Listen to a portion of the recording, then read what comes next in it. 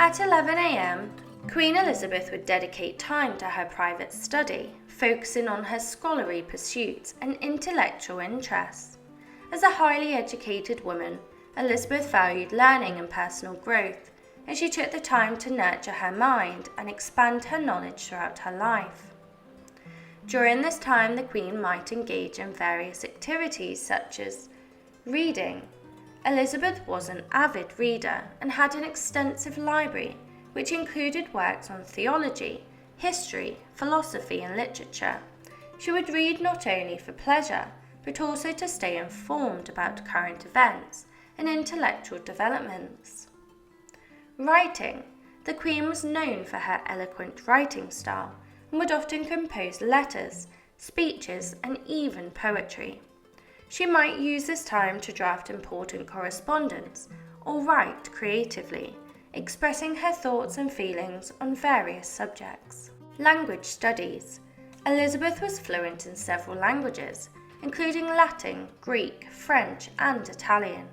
She might use her private study time to practice her language skills, translate texts, or learn new languages to enhance her diplomatic abilities and understanding of foreign texts. Tutoring. The Queen might receive instruction from tutors on various subjects to further expand her knowledge. She was known to have studied under prominent scholars such as Roger Ascham, who taught her classics, history, and rhetoric. Music and arts. Elizabeth was a talented musician and enjoyed playing the virginals, a keyboard instrument similar to a harpsichord. She might spend some time practicing her musical skills or engaging in other artistic pursuits, such as embroidery or painting. This dedicated time for private study and intellectual pursuits allowed Elizabeth to sharpen her mind, maintain her keen understanding of the world around her. Her commitment to learning and self-improvement contributed to her reputation as an intelligent and capable ruler, who was deeply involved in the governance of her kingdom and well-versed in a wide range of subjects. At 12 p.m, Queen Elizabeth would have lunch, also known as the midday meal. Unlike the simple breakfast that she had earlier, lunch would be a more elaborate affair, with a variety of dishes being served. The meal would typically include several courses, featuring meats, poultry, fish, fruits, vegetables, and pastries. The dishes served at the Queen's table would reflect the culinary trends and preferences of the Elizabethan era. Some examples of food that might be served at her lunch included roasted meats such as venison or beef, pies filled with meat or fruit, and pottages, which were thick stews made with vegetables and grains. Elizabeth was known to have a sweet tooth, so desserts like marzipan, fruit tarts, and spiced cakes could also be a part of the meal. While the Queen dined, she would often be entertained by the court musicians, who would play music or perform songs and dances. This entertainment would create a pleasant and lively atmosphere during the meal, allowing the Queen to relax and enjoy her lunch break. Elizabeth would typically dine in her private chambers, accompanied by her ladies-in-waiting and a few trusted members of her court.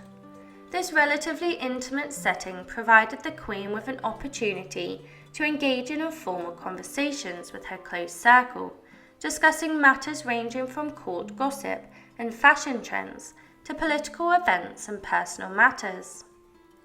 The lunchtime meal served as a brief respite for the Queen from her busy schedule, allowing her to recharge and enjoy some leisure time before returning to her official duties and engagements for the remainder of the day. At 1 p.m, Queen Elizabeth would partake in leisure activities that allowed her to unwind and relax after a busy morning of meetings, correspondence, and intellectual pursuits. Some of the activities that she might engage in include outdoor pursuits. Elizabeth enjoyed spending time outdoors and participating in events such as falconry, riding, or archery. Engaging in these physical activities allowed her to maintain her health and well-being and provided a break from the often confined and formal atmosphere of the royal court. Watching plays and performances. The Queen was a patron of the arts and particularly fond of theatre. She might spend some time attending performances by playwrights such as William Shakespeare and Christopher Marlowe, or watching marquees, which were elaborate court entertainments featuring music, dance, and elaborate costumes. Walking in the royal gardens. Elizabeth might take a leisurely stroll through the palace gardens, appreciating the beauty of her surroundings and enjoying the fresh air. This activity also provided her with the opportunity to converse informally with her ladies-in-waiting and close courtiers. Playing music. The Queen was a skilled musician and enjoyed playing the virginals, a keyboard instrument similar to a harpsichord. She might spend some time practicing or playing music for her own enjoyment or for her courtiers. Playing games. Elizabeth enjoyed playing games such as cards, chess, or backgammon, which allowed her to engage in friendly competition with her courtiers and exercise her strategic thinking. These leisure activities served several purposes for Queen Elizabeth.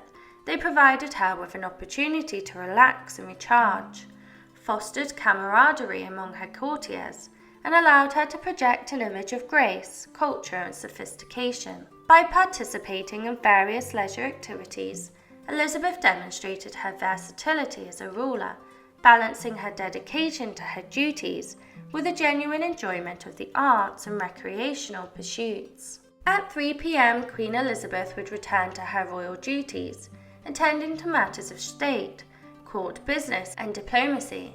This part of her day might include meeting with advisors. Elizabeth would continue to hold meetings with her councillors, secretaries, and other advisors, discussing ongoing matters, revisiting topics from the morning meetings, or addressing new issues that arose during the day. Audiences with foreign diplomats. The Queen might receive foreign diplomats, envoys, or ambassadors, discussing matters of international relations, trade, and alliances. These meetings played a crucial role in maintaining diplomatic relations and projecting her image as a powerful and respected monarch on the international stage. Holding court. Elizabeth would often hold court in the afternoon, where she would be surrounded by her courtiers, who would pay their respects, present gifts, or seek her favour. This ceremonial aspect of her day served to reinforce her authority and the social hierarchy of her court. Reviewing legal cases and petitions. The Queen would also dedicate time to reviewing legal cases, petitions, and appeals from her subjects. This responsibility was an important aspect of her role as a monarch, and her judgments in these matters could have a significant impact on the lives of her subjects. Correspondence. Elizabeth would continue to attend to her correspondence, reading and responding to letters from both within her kingdom and abroad. This ongoing communication was essential for staying informed and maintaining control over her vast realm. At the height of her reign, Queen Elizabeth discussed a wide range of topics with her advisors, addressing various aspects of governance, diplomacy, and domestic affairs. Some of these key issues she would have discussed with her advisors include religious matters. As the supreme governor of the Church of England, Elizabeth sought to maintain a balance between the Protestant and Catholic factions within her kingdom. She and her advisors would discuss religious policies, strategies to maintain religious stability, and ways to address dissent or threats posed by religious extremists. Foreign relations. Queen Elizabeth's reign was marked by complex international relations, with England navigating a delicate balance of power among other European nations.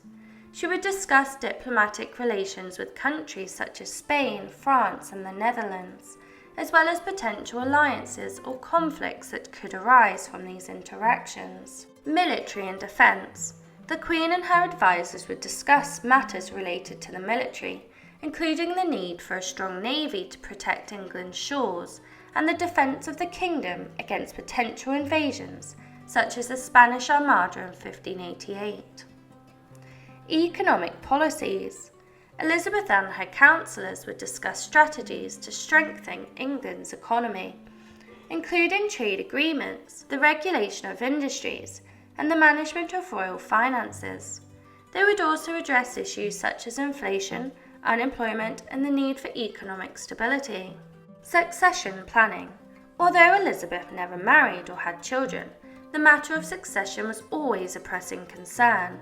The Queen and her advisors would discuss potential heirs, the implications of different succession scenarios, and strategies to ensure a smooth transition of power. Please continue to support my channel by subscribing. Please comment, like and subscribe if you wish for more stories, and leave your suggestions below and I will endeavour to cover them.